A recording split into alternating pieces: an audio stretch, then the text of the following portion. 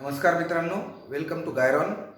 आजच्या सेशनमध्ये आपण केमिस्ट्रीच्या 12वी सायन्सच्या केमिस्ट्रीच्या सॉलिड स्टेट्स ह्या चॅप्टरवर चर्चा करणार आहोत. आय होप ह्या चॅप्टरच्या व्हिडिओ बघितल्यानंतर तुम्हाला सॉलिड स्टेट्स नेमकी काय आहे at least up to your syllabus 12वी सायन्सच्या सिलेबसमध्ये दिलेले सर्व टॉपिक्स तुमच्या लक्षात येतील आणि you will able to solve the MCQ question which will be ask in MST CET और नीट. सेशनच्या एंडिंगमध्ये मी तुमच्याशी काही MCQs डिस्कस करणार आहे जे प्रिव्हियस एक्झाममध्ये विचारलेले आहेत. त्यावरून तुम्हाला ओव्हरऑल आयडिया येईल की चॅप्टरचा अभ्यास कसा करायचा.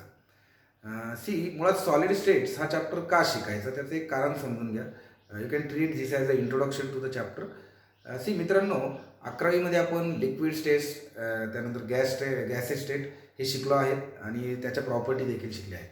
मुळात आपल्या अवतीभोवती जे काही मॅटर आहे ते मॅटर पदार्थ हा 3 स्टेटमध्ये आपल्याला आढळतो: सॉलिड, लिक्विड अँड गॅसेस.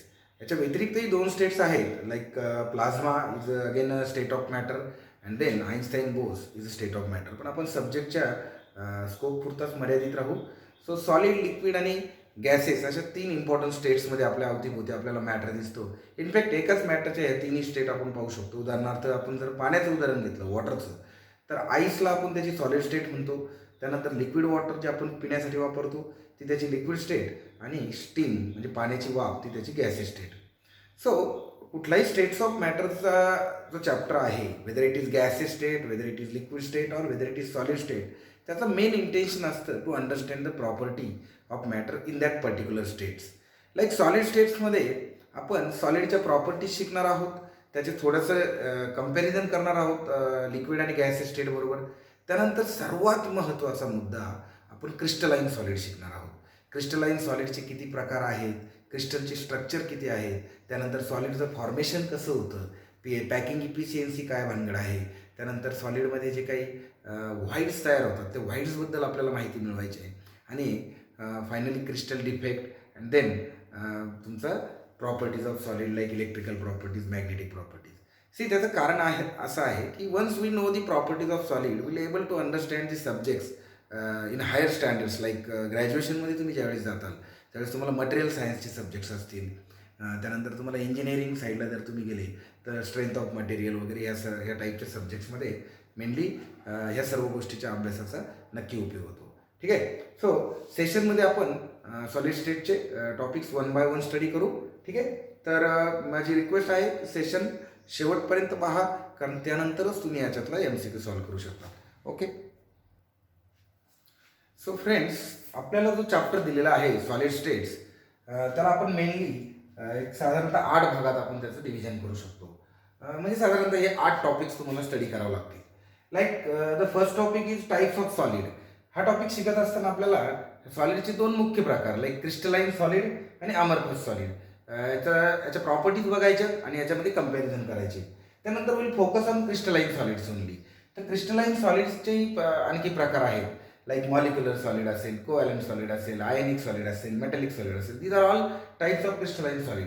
मग त्याच्या काही छोट्या छोट्या डिटेल्स आपल्या पुस्तकात दिल्या आहेत ज्या आपल्याला माहिती झाल्यानंतर थेरॉटिकल MCQ सॉल्व्ह करायला आपल्याला नक्कीच फायदा होईल आणि आपल्या नॉलेजमध्ये देखील भर पडेल. ठीक आहे. त्यानंतर crystal structure. This is going to be a very important topic for your entrance exam.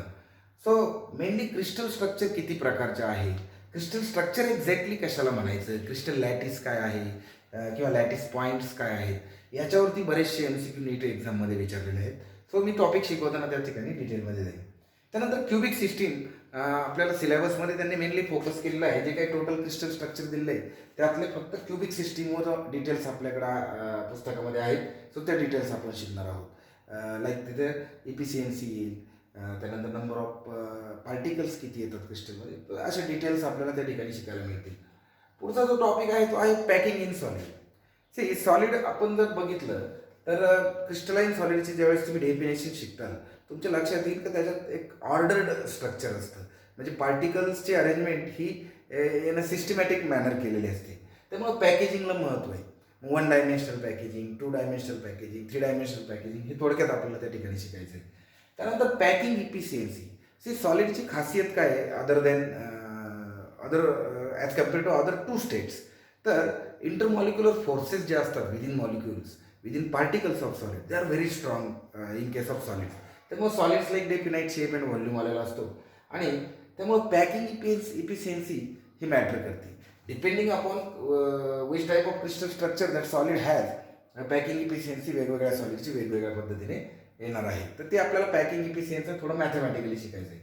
त्यानंतर ही जी क्रिस्टलायझेशन प्रोसेस आहे ज्याला स्फटिकीकरण असं म्हणतो, म्हणजे पदार्थ थंड होतं ना, सॉलिड स्टेटमध्ये कन्वर्ट होत असताना ज्यावेळेस त्याचे क्रिस्टल फॉर्म होत असतात, तर नॅचरली त्याच्यामध्ये काही डिफेक्ट्स राहतात. तो ते क्रिस्टल डिफेक्ट्स आपल्याला शिकायचे, कारण त्याचा उपयोग आपण आपल्या इतर काही गोष्टीसाठी करू शकतो. ॲलॉय मेकिंग असेल किंवा सेमी कंडक्टर टेक्नॉलॉजीमध्ये त्याचा उपयोग झालेला आहे. सो किती प्रकारचे डिफेक्ट आहे, प्रत्येक डिफेक्टची काय खासियत आहे, एक डिफेक्ट दुसऱ्यापेक्षा कसा वेगळा आहे, ह्या गोष्टी आपल्याला माहिती झाल्या की त्यावरचे MCQ पॉईंट्स जे असतात थेरॉटिकल ते आपण सॉल्व्ह करू शकतो. यानंतर पुढचा जो भाग आहे त्यामध्ये आहे प्रॉपर्टीज ऑफ सॉलिड, म्हणजे चॅप्टरचा शेवटचा भाग. यात मेनली आपण इलेक्ट्रिकल प्रॉपर्टीज आणि मॅग्नेटिक प्रॉपर्टीज डिस्कस करणार आहोत, जे ऑलरेडी तुम्हाला 10वीपर्यंतच्या अभ्यासक्रमात यातली थोडीशी आयडिया आलेली असते. जे काही इम्पॉर्टंट एक्स्ट्रा पॉईंट असतील ते मी तुम्हाला इथे ताबडतोब सांगून देईन. So now let us start the chapter one by one. So first of all will discuss the types of solids. So crystalline solid आणि अमॉर्फस सॉलिड असं प्रामुख्याने दोन भागात सॉलिड्स ब्रॉडली क्लासिफाय झालेले. So what is the difference between them, that is most important thing. See crystalline solid for example आपण आपल्या खाण्यातलं मीठ ज्याला म्हणतो, कॉमन सॉल्ट, टेबल सॉल्ट, ठीक आहे. सो हा जो सॉल्ट आहे it is made up of NaCl obviously. याचं स्ट्रक्चर जर तुम्ही बघितलं तर you will find that it consist of small tiny crystals which are arranged in a definite order. So structure of crystalline solid, formation of crystalline solid takes place in a definite order. Its particles are arranged in a definite and periodic fashion, right? Which in case of amorphous solid doesn't happen. Amorphous solid itself are the pseudo solids, temporary solids. For example, हा chalk आहे, खडू, हा amorphous solid आहे. किंवा तुम्ही आईस्क्रीमचं example घ्या, हे super cool liquid असतात. They are not real solids. Crystalline सॉलिड्सला आपण रिअल सॉलिड्स म्हणतो. तसं अमॉर्फस सॉलिड हे शुडो सॉलिड्स असतात. हे कसे असतात? Pseudo solids. म्हणजे for a time being they exist होतात. आता for a time being exist का होतात? Because they are maintain at very low temperature, therefore they are also called as super cooled liquids, right. मग आता दुसरा important फरक इथं जर बघितला, if you want to convert the crystalline solid into its liquid form, so you have to heat it. त्याला आपल्याला heat द्यावं लागेल आणि एका पर्टिक्युलर टेम्परेचरला ते लिक्विडमध्ये कन्वर्ट होईल. Such a particular sharp temperature is called as its melting point, right. So crystalline सॉलिडचा जो मेल्टिंग पॉईंट असतो तो शार्प असतो and that as compare to if you compare amorphous solid considering melting point, तर तो melting point amorphous सॉलिडचा fix असा नसतो. They start melting over the temperature range. अगदी आईस्क्रीमचं एक्झाम्पल जर घेतलं तर तुम्ही आईस्क्रीम घेतल्या ती जास्त प्रमाणात घट्ट असते, थोडी थोडी उष्णता लागल्यानंतर ती पगळायला लागते, नाही, ठीक आहे. या व्यतिरिक्त जर आपण इंटरमॉलिक्युलर फोर्सेस ऑफ अट्रॅक्शनची जर गोष्ट केली तर crystalline solid as it is made up of fix number of crystal. So intermolecular forces are very strong. They are arrange in a definite order, therefore the forces are strong. wherein amorphous solid it is not like that. So there are certain other important properties. Like crystalline solids are anisotropic. That means there are certain physical properties like refractive index. Then you can say other properties like it's the what we can say conductivity. So it changes with respect to direction. But the same properties in case of amorphous solid that remains constant, that remains fixed in all the direction. So amorphous solids are isotropic, whereas crystalline solids are anisotropic. So this is what to be remembered while solving the MCQs. Okay. There are certain other differences like if we see they have long range pattern, then produce X-ray diffraction. They can produce X-ray diffraction band, so that that property will not be shown in case of amorphous solid. So what I will suggest from MCQ point of view, you have to just go through the properties of crystalline solid and then properties of amorphous solid. Okay, ठीक आहे. आता बोर्डाच्या परीक्षेच्या point of व्ह्यूने जर विचार केला so there are so many WH type question. What are crystalline solid, state their properties, give their examples. What are amorphous solid, state their properties, give their examples, like that. Now let us focus on classification of crystalline solid. See मित्रांनो, हे जे crystalline solids आहे याचं mainly classification किती प्रकारात केलेलं आहे मी तुम्हाला ते आता समजावून सांगतो. ठीक आहे. So let us now understand the classification of crystalline solid. So मित्रांनो, हा चॅप्टर आपल्याला मेनली क्रिस्टलाइन सॉलिड वर फोकस करायचा आहे. आपण मगाशी बघितलं की how solid state solids are classified like crystalline and amorphous. So now will focus on the types of crystalline solid. So आपल्याला मेनली या ठिकाणी 5 टाईपचे क्रिस्टलाइन सॉलिड बघायला मिळते. एक ionic solid, like ionic solid त्याच्या नावामध्येच आहे, it is made up of ions. Like positively charge आणि निगेटिव्हली चार्ज आयन्स ज्यावेळेस एकत्र येतात त्यावेळेस जो पदार्थ ते तयार करतील ती जी सॉलिड स्टेट आहे त्याला आपण आयनिक सॉलिड म्हणू. For example NaCl, KCl, K2SO4, MgO, CaO, these are all ionic solids. See NaCl आपण जे कॉमन सॉल्ट म्हणतो त्यामध्ये Na+ आणि Cl- आयन एकत्र येतात and they form the ionic solid. See ह्या सॉलिडच्या बाबतीत महत्त्वाचे मुद्दे लक्षात ठेवा जेणेकरून तुम्हाला MCQ सॉल्व्ह करता येईल. See first thing, it is made up of ions, positive and negative ions. So the force of attraction between two particles आहे, between two ions आहे, तो कुठला असेल? Electrostatic force of attraction, right. Secondly आपण positive आयनला cation म्हणतो, negative आयनला आपण एनायन म्हणतो. कॅटायनची साईज एनायनच्या साईजपेक्षा छोटी असते. सो त्यामुळं जितकी ती छोटी आणि एनायनची साईज जितकी मोठी म्हणजे larger the size of anion than the cation gives rise to strong interactive force. त्यामुळे तो फोर्स देखील तितका स्ट्रॉंग होतो. आता फोर्स स्ट्रॉंग आहे त्यामुळे साहजिक याचा मेल्टिंग पॉईंट सुद्धा कसा असणार आहे? जास्त. So they have high melting point. मित्रांनो, हे जे आयनिक सॉलिड असतात ना ते ब्रिटल असतात, ठिसूळ असतात. ठीक आहे. आपण मिठाचा खडा जर घेतला आणि खाली टाकला ना तो फुटतो पहा. सो ती एक त्याची प्रॉपर्टी झाली. त्यानंतर हे सॉलिड स्टेटमध्ये दे डू नॉट कंडक्ट इलेक्ट्रिसिटी, कारण त्याचे आयन्स एकमेकांना अटॅच आहे, ते फ्री नाही आहेत to make the flow of electricity. मग आपल्याला जर त्याच्यातून इलेक्ट्रिसिटी पास करायची असेल तर एक तर त्याला आपल्याला त्याच्या मोल्टन स्टेटमध्ये घ्यावं लागेल किंवा त्याचं ॲक्वेस सोल्युशन म्हणजे त्याला पाण्यामध्ये टाकावं लागेल. So they conduct electricity only when they are in their molten fuse state or in aqueous state. ठीक आहे. Otherwise they do not conduct the electricity. आता आणखी जर महत्त्वाची गोष्ट जर आयनिक सॉलिडची जर आपण लक्षात घेतली तर ठीक आहे. Sir these are the important point. मी आता तुम्हाला MCQ पॉईंट सांगतो त्यातलं काय आहे आयनिक सॉलिडचा. सर आता मी इथे काही एक्झाम्पल लिहिले, NaCl, KCl, K2SO4, MgO, CaO. आता एखादा छोटासा MST CET साठी 1 मार्काचा MCQ जर विचारायचा आहे त्यांना तर ते असे विचारू शकतात, which of the following is ionic solid. Like त्याने तुम्हाला दिलं MgO दिलं, त्यानंतर दुसरे एखादे सॉलिडचे एक्झाम्पल, असे 4 ऑप्शन तयार केले तर you should able to identify the ionic solid. So MgO is the right answer, right. So तुम्हाला एक्झाम्पल्स वाचायचे. पुस्तक वाचताना आयनिक सॉलिडमध्ये जे एक्झाम्पल दिलेले आहेत ते केअरफुली वाचा. So that will have the MCQ point. आता दुसरा जो प्रकार आहे तो आहे कोव्हॅलंट सॉलिड. तर मित्रांनो, कोव्हॅलंट सॉलिड नावच सांगते. आपण बघतोय केमिस्ट्री शिकत असताना की 2 इलेमेंट्स ज्यावेळेस एकत्र येतात त्यावेळेस ते काय करतात? नवीन पदार्थ तयार करतात, कंपाऊंड तयार करतात, right. So all these are the compounds basically which are made up of different atoms, elements. So when the atoms come closer to each other, they get attached to each other. त्याला आपण म्हणतो bonding, right. मग ही bonding कशा प्रकारे होऊ शकते? मित्रांनो, एक तर इलेक्ट्रॉन दिल्याने किंवा घेतल्याने बॉन्ड तयार होईल. जसं आयनच्या केसमध्ये सोडियम काय करतो? इलेक्ट्रॉन देतो. क्लोरीन काय करतो? इलेक्ट्रॉन घेतो. त्या ठिकाणी आयनिक बॉन्ड तयार होतो, which is electrostatic force of attraction. पण कधी कधी काय होतं? इलेक्ट्रॉन दिलाही जात नाही किंवा घेतलाही जात नाही, रादर तो शेअर केला जातो. मग ज्यावेळेस तो शेअर केला जातो त्यावेळेस जो बॉन्ड तयार होईल तो होईल कोव्हॅलंट बॉन्ड तयार.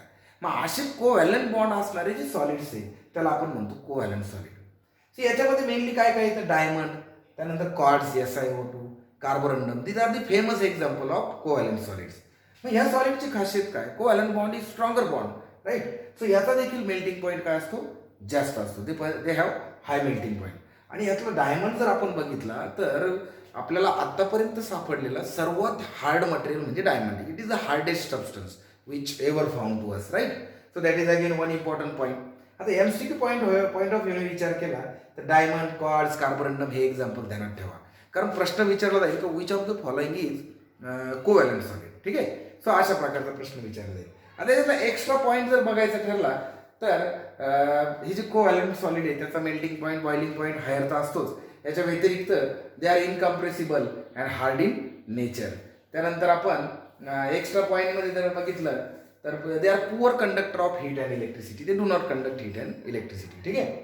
सो त्यानंतर आपण बघू मॉलिक्युलर सॉलिड. पुढचा जो प्रकार आहे तो आहे मॉलिक्युलर सॉलिड. सो मित्रांनो, मॉलिक्युलर सॉलिड म्हणजे तो थोडक्यात आपण त्या ठिकाणी जर बघायला गेलं तर we can again subdivide it into two types. See it is mainly made up of molecules. Means काही सबस्टन्सेस मॉलिक्युलर फॉर्ममध्ये एक्झिस्ट होतात आणि असे नंबर ऑफ मॉलिक्युल्स एकत्र आले की त्या सबस्टन्स तो सॉलिड फॉर्म तिथं त्या ठिकाणी तयार होतो. म्हणजे दोन मॉलिक्युलमध्ये काहीतरी इंटरॅक्शन येईल. राईट. सो मग आता ते इंटरॅक्शन काय ते एक आपल्याला माहिती करून घ्यायचं. आणि depending upon that interaction and depending upon the nature of molecule याचे दोन प्रकार पडलेले आहेत. एक पोलर आणि दुसरं नॉन पोलर. सो पोलर म्हणजे काय, ज्याचे मॉलिक्यूल पोलर आहेत. See polar substances, non polar substances हे आपण फिजिक्समध्ये देखील शिकलेलो आहोत. पोलर कशाला म्हणायचं, जर dipole moment, electric dipole moment exist होत असेल तर त्या पदार्थाला पोलर म्हणतात आणि जर ती होत नसेल तर त्याला नॉन पोलर म्हणतात. मग असे जे सॉलिड्स आहेत लाईक हायड्रोक्लोरिक ॲसिड असेल, HCl, SO2, H2, in their solid form they are molecular solid because they R HCl हा काय पोलर मॉलिक्यूल आहे. मग आता साहजिक आहे, जर दोन मॉलिक्यूल पोलर असतील, सॉलिडचे दोन मॉलिक्यूल जर पोलर असतील लाईक प्लस मायनस हे दोन मॉलिक्यूल आहेत, तर ते याचा पॉझिटिव्ह पार्ट आणि याचा निगेटिव्ह पार्ट एकमेकाच्या जवळ येणार आणि याच्यामध्ये बॉन्डिंग होणार. म्हणजे ते सॉलिड स्टेटमध्ये ती बॉन्डिंग त्याला मेंटेन करून ठेवणार. मग हा जो बॉन्ड आहे हा पोलर मॉलिक्युलर सॉलिडच्या बाबतीत ऑब्विसली काय असणार आहे, it must be dipole dipole interaction. So MCQ point काय आहे की the force of attraction or the intermolecular force in the polar molecular solid is dipole dipole interaction. That should be your option. आता तेच जर आपण non polar बघितलं like hydrogen gas, chlorine, Br2, N2, CO2, NH4 in their solid form. So these are basically non polar molecule. मग या ठिकाणी हे कसे हेल्ड केले जातात इन देअर सॉलिड स्टेट. मग त्या ठिकाणी जो फोर्स ऑफ इंटरॅक्शन आहे तो बेसिकली डिस्पर्शन फोर्स असतो. म्हणजे टिपिकली जर सांगायचं ठरलं तर these are the weak dispersion forces or you can also call them as a London forces. So इथं लंडन फोर्सेस, लंडन नावाच्या शास्त्रज्ञाच्या नावावरून हे नाव पडलेलं आहे. और याला आपण वीक डिस्पर्शन फोर्स देखील म्हणतो. Weak dispersion force. ठीक आहे. आणि याच्यामध्ये जर असेल तर डायपोल डायपोल मोमेंट. ठीक आहे. हा झाला इंटरॅक्टिव्ह फोर्स. सो आता MCQ पॉईंट ऑफ व्ह्यूने मॉलिक्युलर सॉलिडकडे जर बघायचं ठरलं तर there are two types of molecular solid. एक पोलर मॉलिक्युलर सॉलिड आहे आणि दुसरा आहे नॉन पोलर मॉलिक्युलर सॉलिड. त्याचे एक्झाम्पल्स लक्षात ठेवा मित्रांनो, कारण which of the following is non polar molecular solid, which of the following is polar molecular solid. ह्या टाईपचा प्रश्न तुम्हाला आयडेंटिफिकेशन करण्यासाठी येतो. ते तुम्हाला एक्झाम्पल्स याचे अंडरलाईन करून ठेवा. बुक रिडिंग करताना ते काळजीपूर्वक रीड करा. याच्या व्यतिरिक्त फोर्स ऑफ इंटरॅक्शन कोणता आहे, इंटरमॉलिक्युलर फोर्स कोणता आहे, तर पोलर मॉलिक्युलर सॉलिडमध्ये डायपोल डायपोल मोमेंट एक्झिस्ट होईल बिटवीन द टू मॉलिक्युल्स. आणि नॉन पोलर मॉलिक्युलर सॉलिडमध्ये हे जे दोन मॉलिक्युल्स असतील की हायड्रोजन जर सॉलिड स्टेटमध्ये घेतलं तर H2 त्याचा मॉलिक्युल आहे डायटोमिक. राईट. Cl2 जर घेतला Cl2 मॉलिक्युल आहे. सो हा H2 आणि Cl2 मध्ये वीक डिस्पर्शन फोर्स असेल किंवा लंडन फोर्स असेल when they come close to form the solid state. Right. So this is important thing about the molecular solid. Now let us talk about the next solid, that is hydrogen bonded molecular solid. मग आता हा molecular सॉलिडच आहे. It is again a molecular solid but there is additional bond that is called as hydrogen bond. त्याचं कारण काय होतं की तिथे एक कोणतं तरी इलेक्ट्रोनिगेटिव्ह पार्ट असतो. Like if you take the example of NH3. मी आता इथं स्ट्रक्चर काढतो मित्रांनो. हा N, त्यानंतर हा एक H, हा एक H आणि हा एक H. इथं लोन पेअर आहे. ठीक आहे. आता याची इलेक्ट्रोनिगेटिव्हिटीमुळे याच्या शेजारी जो दुसरा NH3 मॉलिक्युल असेल, ठीक आहे, सो हा हायड्रोजन बॉन्ड इथे एक्स्ट्रा तयार होईल. मग असे जे सॉलिड्स आहेत त्याला आपण हायड्रोजन बॉन्डेड मॉलिक्युलर सॉलिड म्हणतो because of this extra hydrogen bond. ठीक आहे. मग यात एक्झाम्पल वॉटरचं येईल, HFचं येईल, which is again polar solid also, polar molecular solid also. ठीक आहे. So this is we can take a special type of molecular solid. So याच्यावर MCQ पॉईंट लक्षात ठेवा, in which of the following molecular solid hydrogen bond will exist. प्रश्न काय आहे का खाली दिलेल्या मॉलिक्युलर सॉलिडमध्ये हायड्रोजन बॉन्ड कुठे असेल तर तुम्हाला एक्झाम्पल लक्षात ठेवावं लागतील. अमोनिया असेल दॅट इज NH3, किंवा हायड्रोजन फ्लोराईड असेल किंवा HF त्याला म्हणतो H2, या ठिकाणी ॲडिशनल बॉन्ड असतो hydrogen bond because of the electronegative species present there, right. त्यानंतर पुढचा आहे मेटॅलिक सॉलिड. सी हे आपल्याला सगळ्याला माहिती आहे, ऑल मेटल्स. आता मेटल्स हे सगळे मेटॅलिक सॉलिड्समध्ये जातील. त्या ठिकाणी मेटॅलिक बॉन्ड असतो. इंटरमॉलिक्युलर फोर्सेसचा प्रकार कोणता आहे मित्रांनो? त्या ठिकाणी मेटॅलिक बॉन्ड. आता हा जो मेटॅलिक बॉन्ड आहे हा कसा तयार होतो लक्षात घ्या. See if you see the structure of metal you will find the positively charge iron course R in the pool of delocalise electrons. त्याचे जे इलेक्ट्रॉन्स असतात ते फ्री स्टेटमध्ये त्या ठिकाणी असतात आणि त्या पूलमध्ये ते पॉझिटिव्हली चार्ज आयन्स असतात. आणि त्यामध्ये ज्यावेळेस तो फोर्स एक्झिस्ट होईल किंवा हा निगेटिव्हली चार्ज जो सराउंडिंग इलेक्ट्रॉन्स आणि हा जो पॉझिटिव्हली चार्ज कोर आहे याच्यामध्ये जो इलेक्ट्रोस्टॅटिक बॉन्ड तयार होईल, इलेक्ट्रोस्टॅटिक फोर्स तयार होईल, त्याला आपण मेटॅलिक बॉन्ड म्हणू, which is strongest bond. That is why the metal possess very high melting point and all. ठीक आहे. सो मेटलमध्ये ॲडिशनली मग वेगळ्या प्रॉपर्टीज येतात, ते आपल्याला क्रिस्टल स्ट्रक्चर शिकताना लक्षात येईल. लाईक त्याची मेलेबिलिटी असेल, डक्टिलिटी असेल. But melting point physical property point of व्ह्यूने जर बघितलं तर melting point of metals are again high. So overall conclusion काय येईल टॉपिकचं, का तुम्हाला क्रिस्टलाइन सॉलिडचं जर 4 एक्झाम्पल दिलेले आहेत आणि MCQ जर विचारला का खालीलपैकी कुठला सॉलिड हा मॉलिक्युलर आहे, मेटॅलिक आहे किंवा वॉटेवर त्या प्रकारामधला, तर you should able to identify. हा एक सोपा MCQ या ठिकाणी. बोर्ड पॉईंट ऑफ व्ह्यूने विचार केला तर याच्यामध्ये what are the types of crystalline solid, give one example in each case, what are ionic solid, what are covalent, definition level question you can always prepare. So मित्रांनो हे झालं types of crystalline solid बद्दल. ठीक आहे. आता आपण next topic जो शिकणार आहे त्यामध्ये तो आहे आपला ह्याच्यामध्ये मेनली आपल्याकडे आता क्रिस्टल स्ट्रक्चर. आपल्याला आता इम्पॉर्टंट टॉपिक शिकायचा आहे, स्ट्रक्चर ऑफ क्रिस्टल. मग क्रिस्टल कशाला म्हणायचं, युनिट सेल कशाला म्हणायचं, क्रिस्टलचं ओव्हरऑल स्ट्रक्चर काय ते आपण थोडक्यात बघणार आहोत. ठीक आहे. मित्रांनो आता आपण क्रिस्टल स्ट्रक्चर काय ते समजून घेऊ. सी क्रिस्टलाइन सॉलिडचा जो महत्त्वाचा ज्याच्यावरून आपण नाव दिलं क्रिस्टलाइन सॉलिड, तो स्फटिक, तो क्रिस्टल कशाला म्हणायचं समजून घ्या. सो क्रिस्टल समजून घेण्यासाठी 2 इम्पॉर्टंट टर्म आहेत, एक स्पेस लॅटिस आणि दुसरं बेसिस. सी मित्रांनो मुळात क्रिस्टल म्हणजे एक 3 डायमेन्शनल अरेंजमेंट आहे ज्यामध्ये त्या सॉलिडचा पार्टिकल फिक्स झालेला असतो. ठीक आहे. सी आपण बघितलं मग अशी टाइप्स ऑफ क्रिस्टलाइन सॉलिडमध्ये का क्रिस्टलाइन सॉलिड एक तर ॲटम्स पासून बनलेला आहे किंवा आयन्स पासून बनलेला आहे किंवा मग मॉलिक्युल्स पासून बनलेला आहे. ठीक आहे. सो दिलेल्या क्रिस्टलाइन सॉलिडमध्ये एक तर ॲटमचे अरेंजमेंट असेल किंवा आयनचे अरेंजमेंट असेल किंवा मॉलिक्युलचे अरेंजमेंट असेल. मग आता स्पेस लॅटिस म्हणजे एक सांगाडा आपण ज्याला म्हणू शकतो, एक 3 डायमेन्शनल स्ट्रक्चर. लाईक मी एक क्युबिक सेल काढतो, मी आता हे जे रेषांनी हा क्यूब काढला आहे. ठीक आहे. सो हे 3 डायमेन्शनल स्ट्रक्चर काय झालं माझं, स्पेस लॅटिस. आता याच्या प्रत्येक कॉर्नरला जर मी पॉईंट असाइन केला, म्हणजे हा मॉलिक्यूल किंवा आयन किंवा ॲटम मी जर असाइन केला, तर ही आता माझी झाली total arrangement. This is my crystal of that particular solid. हा झाला क्रिस्टल. म्हणजे मी काय केलं, हा जो बेसिस आहे म्हणजे हा मॉलिक्यूल आहे ह्या लॅटिस पॉईंटला प्रत्येक ठिकाणी ॲलोकेट केला. म्हणजे नॅचरली तो ॲलोकेट होतो त्या पद्धतीने आणि हे दोघं मिळून काय करतात, क्रिस्टल तयार करतात. ठीक आहे. So crystal consist of space lattice and basis. Basis is molecule, atom or ion of that solid. Then second most important thing about crystal is unit cell. See हे फार महत्त्वाचं कन्सेप्ट आहे. सी क्रिस्टलाइन सॉलिड का तयार होतो, because of repetition of its unit cell in a definite or in a particular order. Like एक भिंत बांधायची मित्रांनो, आपल्याला एक भिंत बांधायची लाईक दिस. ठीक आहे. सो ही भिंत आपण डायरेक्ट उभा करू का, नाही. आता ठीक आहे तुम्ही कॉन्क्रीट ओतून करू शकता, बट विटांची जर भिंत बांधायची असेल तर आपण काय करू, 1 by 1 विटा अरेंज करत जाऊ लाईक दिस आणि मग ते एकावर एक ठेवून त्या ठिकाणी ती भिंत कन्स्ट्रक्ट करू.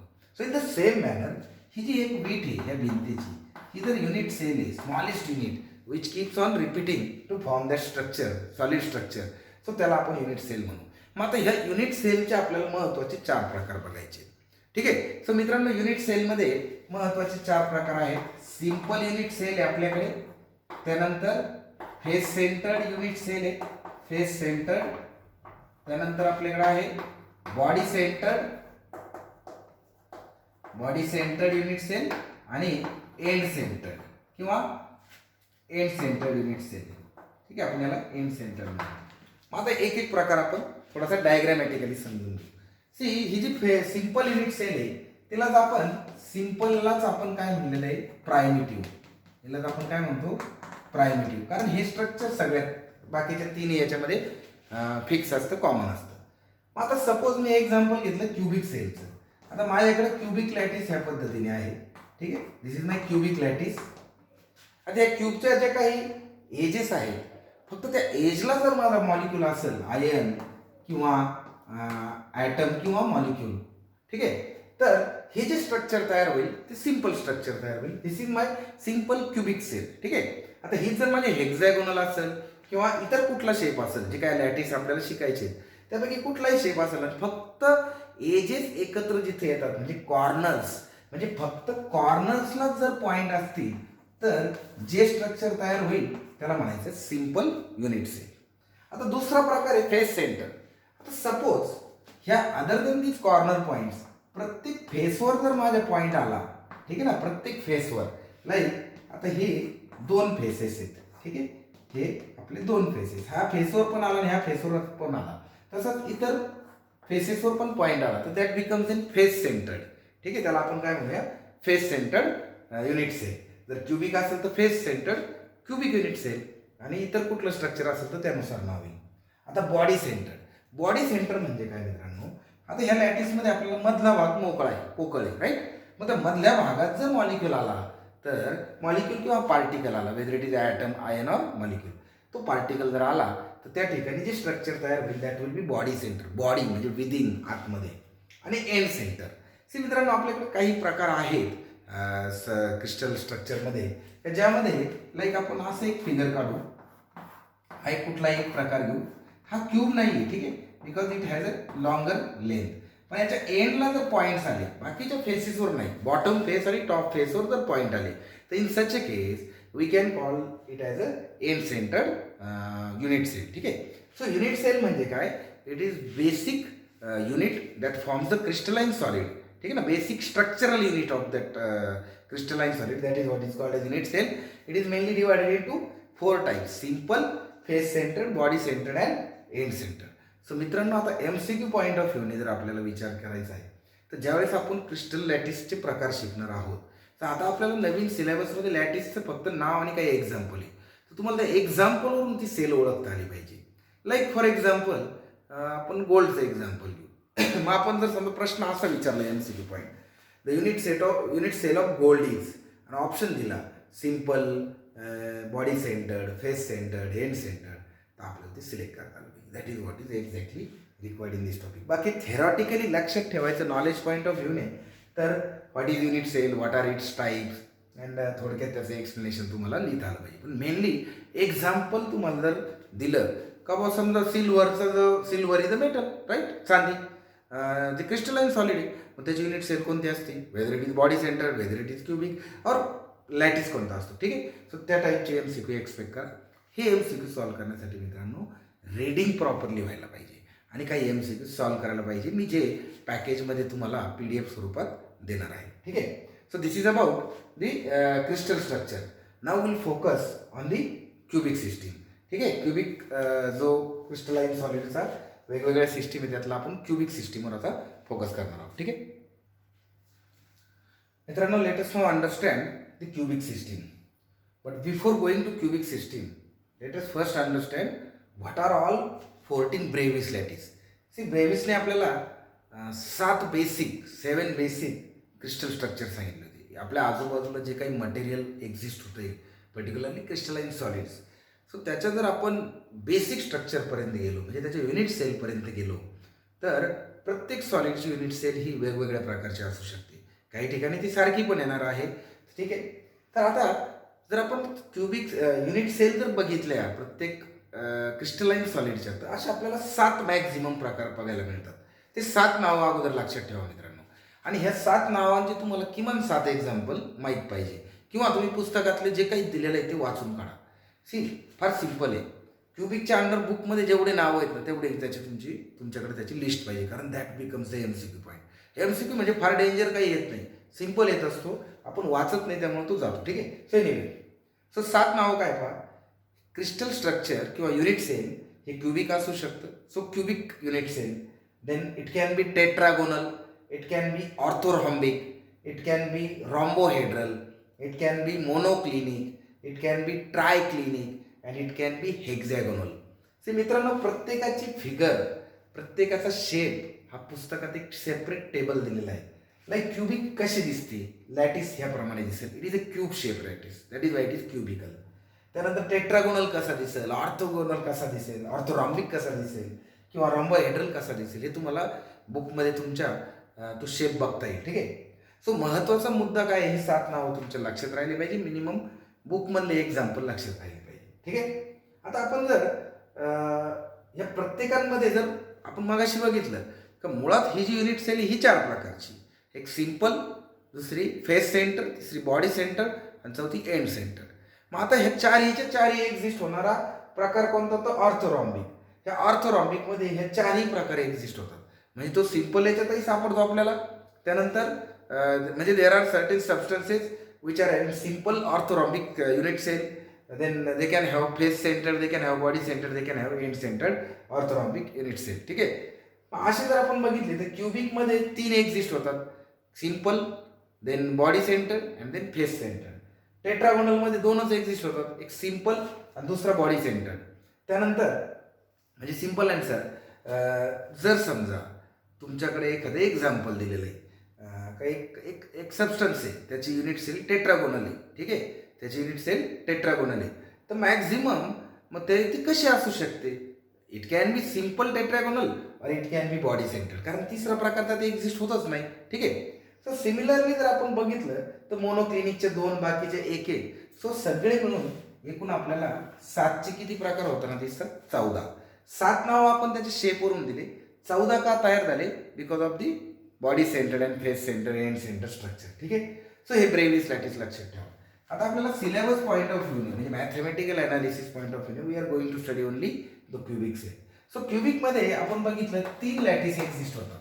एक सिंपल म्हणजे फक्त एंडला काय असतात, पार्टिकल असतात. त्यानंतर दुसरा बॉडी सेंटर म्हणजे एंडचे पार्टिकल तर आहेच, ओव्हर अँड अबोव तुमच्याकडे बॉडीच्या सेंटरला पार्टिकल आहे. आणि तिसरा फेस सेंटर म्हणजे एंडचे पार्टिकल आहेच, पण over and above there are particle on the faces. क्यूबला किती फेसेस असतात मित्रांनो, 6 फेसेस असतात. 1 2 3 4 5 6. सो ॲडिशनली ते 6 त्या ठिकाणी काय होणार आहे, तुमचे पार्टिकल्स वाढणार आहे. ठीक आहे. सो आता एक युनिट सेल किती पार्टिकल कंट्रीब्यूट करते ते आपल्याला नॉलेजमध्ये असणं गरजेचं आहे. Like if we take simple cubic cell, SCC. ठीक आहे ना, सिंपल क्युबिक सेल. तर याच्यामध्ये 8 कॉर्नर आहेत, राईट. आणि एका कॉर्नरला एक 1/8 पार्टिकल येईल, कारण याच्या आजूबाजूला बी युनिट सेल असतात. सॉलिडच्या स्ट्रक्चरमध्ये you can see the unit cells are arrange one after another, one above another, one nearer to other. म्हणजे एक कॉर्नर हा इतर सेलने देखील काय केलेला असतो, शेअर केलेला असतो. मग याच्या वाट्याला किती येणार आहे, एक तुकडा येणार आहे, जो किती असणार 1/8. मग 8 कॉर्नरचे मिळून किती झाले, 8 जर कॅन्सल झाले तर 1. म्हणजे एका सिंपल क्युबिक सेलमध्ये ऍक्च्युली पार्टिकल किती असतो, 1. हा आकडा तुम्हाला माहित असणं गरजेचं आहे. MCQ पॉईंट ऑफ व्ह्यू लक्षात ठेवा. एक सिंपल क्युबिक सेल किती पार्टिकल कन्सिडर करेल, it can be ion, atom or molecule, maximum 1. आता आपण बॉडी सेंटरकडे जाऊ. कॉर्नरचे मिळून 1 तर तयार झाला, जसा आपला सिंपलमध्ये झाला. आणि ओव्हरहँडमध्ये the particle in the centre बॉडीमध्ये, म्हणजे किती झाला तो 1 + 1 दॅट इज 2. बॉडी सेंटरमध्ये मग मॅक्झिमम किती असतील मित्रांनो, 2. Let us come to face centre. तर फेस सेंटरमध्ये कॉर्नरची मिळून 1 तयार होईल, प्लस टोटल कॉर्नर किती आहेत, टोटल फेसेस किती आहेत, 6 फेसेस आहेत. सो 6 फेसेस आणि प्रत्येक फेसवर किती आहे, अर्धा बसेल. ठीक आहे, लक्षात घ्या. हा फेस आहे, सपोज हा एक फेस आहे आणि हा पार्टिकल आहे असा. ठीक आहे. सो हा अर्धा पार्टिकल त्या फेसच्या वाट्याला येईल, कारण अर्धा दुसरा शेअर करणार. ठीक आहे. सो मग आपण वरतून एक जर सेल काढली तर वर तेला अर्धा जाईल आणि ह्या सेलला अर्धा जाईल. सो अर्ध्याच्या हिशोबाने आपण 1 हाफने मल्टिप्लाय केलं तर now it will become 3 + 1 that is 4. So आपण जर बघितलं स्ट्रक्चरमध्ये, so number of atoms or number of particles in simple cubic cell is 1, that in body centre is 2 and that in face centre is 4. जर end centre त्या ठिकाणी जर आलं तर एंड सेंटरला पण समजा आपण एखादं याचं एक्झाम्पल घेतलं ऑर्थोरॉम्बिक, याच्यामध्ये एंडला पण पार्टिकल असतात लाईक दिस. हा एक पार्टिकल आहे, हा एक पार्टिकल आहे, बाकीचे कॉर्नरचे त्याचे 8. सो 8 मिळून 1 तयार करतील आणि हे दोघं मिळून 1 तयार करतील, कारण हा अर्धा आणि हा अर्धा. सो ऑर्थोरॉम्बिकला फेस सेंटरला 2 येईल. ठीक आहे. बट क्युबिक सिस्टीमच्या बाबतीत since there exist only 3 structures, simple, body centre and face centre. So सिंपलमध्ये एकच राहील, त्यानंतर फेस सेंटरमध्ये 2 पार्टिकल्स असतील आणि तुमचे फेस सेंटरमध्ये 4 पार्टिकल असतील. सो आता मित्रांनो MCQ पॉईंट ऑफ व्ह्यूने या तिघांपैकी सगळ्यात जास्त मटेरियल कशात असेल? ऑब्विसली फेस सेंटरमध्ये. म्हणजे सगळ्यात जास्त डेन्सिटी कशाची असेल? फेस सेंटरमध्ये. So that is what is to be concluded out of the topic. ठीक आहे. So this is about cubic system. आता क्युबिक सिस्टीम नंतर मित्रांनो आपल्याला पुढचे काही इम्पॉर्टंट भाग याच्यात बघायचे आहेत. लाईक पॅकिंग इफिशियन्सी काय आहे. म्हणजे मी मगाशी तुम्हाला जी लिस्ट दिली होती, त्या लिस्टप्रमाणे जर आपण केलं तर we are in the middle of chapter. Now we have to discuss the packing in solid, then packing efficiency, crystal discuss, defects and electrical magnetic properties. ठीक आहे. So will continue that in next lecture. ठीक आहे. तर तुम्ही हा video परत पहा and I will request you to go through each and every line of your textbook. Right. Maharashtra state बोर्डने जे टेक्स्टबुक दिलेलं आहे त्याच्या प्रत्येक लाईन टू लाईन जर तुम्ही वाचत गेले मित्रांनो तर अनेक MCQ सापडतील. And after that follow the PDF only. Okay. Thank you.